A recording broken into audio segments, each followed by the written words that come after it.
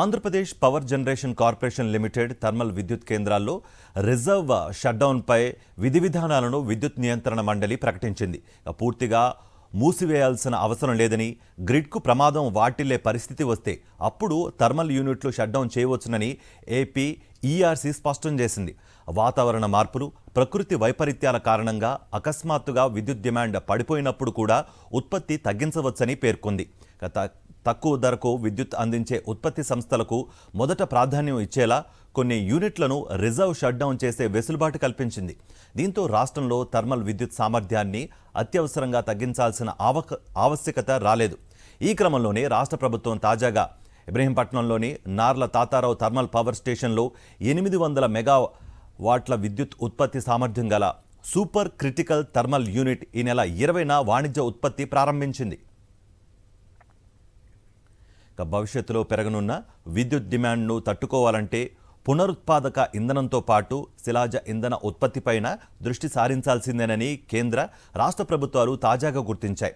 ఈ విషయంలో ఆంధ్రప్రదేశ్ ఒక అడుగు ముందే ఉంది. ఇప్పటికే సోలార్, విండ్, హైడల్ కలిపి ఉండే పంప్డ్ స్టోరేజ్ పవర్ ప్లాంట్కు శ్రీకారం చుట్టింది. గ్లోబల్ ఇన్వెస్ట్మెంట్ సమ్మిట్లో 9.57 లక్షల కోట్ల విలువైన ఇంధన ఒప్పందాలు కుదుర్చుకుంది.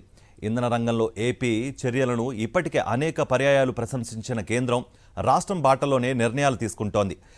దేశవ్యాప్తంగా భారీగా బొగ్గు ఆధారిత ప్లాంట్ల నిర్మాణం చేపట్టాలని కేంద్రం భావిస్తోంది. 2024లో దేశంలో రోజువారీ విద్యుత్ డిమాండ్ 256 గిగావాట్ల కంటే ఎక్కువ ఉంటుందని సెంట్రల్ ఎలక్ట్రిసిటీ అథారిటీ నివేదిక అంచనా వేసింది. 2031-32కి ఇది 366.39 గిగావాట్లకు పెరుగుతుందని చెప్పింది. 2041-42కి 574.68 గిగావాట్లకు పెరగవచ్చనే అంచనాతో విద్యుత్ ఉత్పత్తి సామర్థ్యం పెంపు అనివార్యమైంది.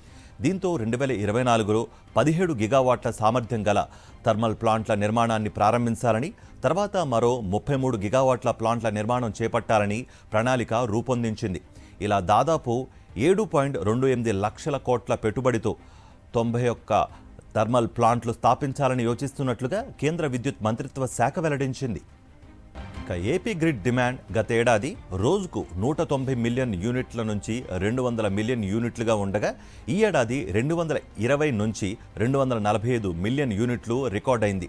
అయినప్పటికీ విద్యుత్ కొరత లేకుండా సరఫరా చేయడంలో థర్మల్ కేంద్రాలు కీలక భూమిక పోషించాయి. ఎన్టీటీపీఎస్ ఆపరేషన్ మెయింటెనెన్స్ యూనిట్ల లభ్యత శాతం 2022-23 ఆర్థిక సంవత్సరంలో 69.90% ఉంటే ఈ ఏడాదిలో 75.83% పెరిగింది.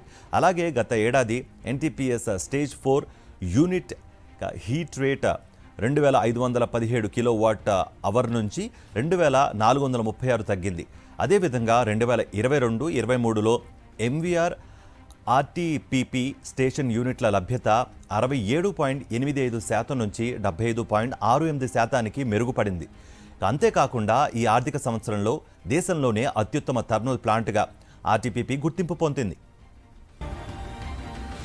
ఆంధ్రప్రదేశ్ పవర్ జనరేషన్ కార్పొరేషన్ తన అనుబంధ సంస్థ ఆంధ్రప్రదేశ్ పవర్ డెవలప్మెంట్ కార్పొరేషన్ లిమిటెడ్తో కలిసి థర్మల్ విద్యుత్ కేంద్రాలు నిర్వహిస్తోంది. వీటిలో సామర్థ్యాన్ని మించి దాదాపు 10 మెగావాట్ల అధిక విద్యుత్ ఉత్పత్తి అవుతోంది. రాష్ట్ర గ్రిడ్ అవసరాలను సాధ్యమైనంత ఎక్కువగా తీర్చాలనే లక్ష్యంతో ఏపీ జెన్కో విద్యుత్ ఉత్పత్తి సామర్థ్యాన్ని పెంచుతూ వస్తోంది. అందులో భాగంగానే కృష్ణపట్నంలోని దామోదరం సంజీవయ్య థర్మల్ విద్యుత్ కేంద్రంలో ఈ ఏడాది మార్చి 10న 800 మెగావాట్ల యూనిట్ వాణిజ్య ఉత్పత్తి ప్రారంభమైంది. తాజాగా ఎన్టీటీపీఎస్లో 8వ యూనిట్ సిఓడితో జెన్కో థర్మల్ విద్యుత్ ఉత్పాదన సామర్థ్యం 5810 మెగావాట్ల నుంచి 6610 మెగావాట్లకు పెరిగింది.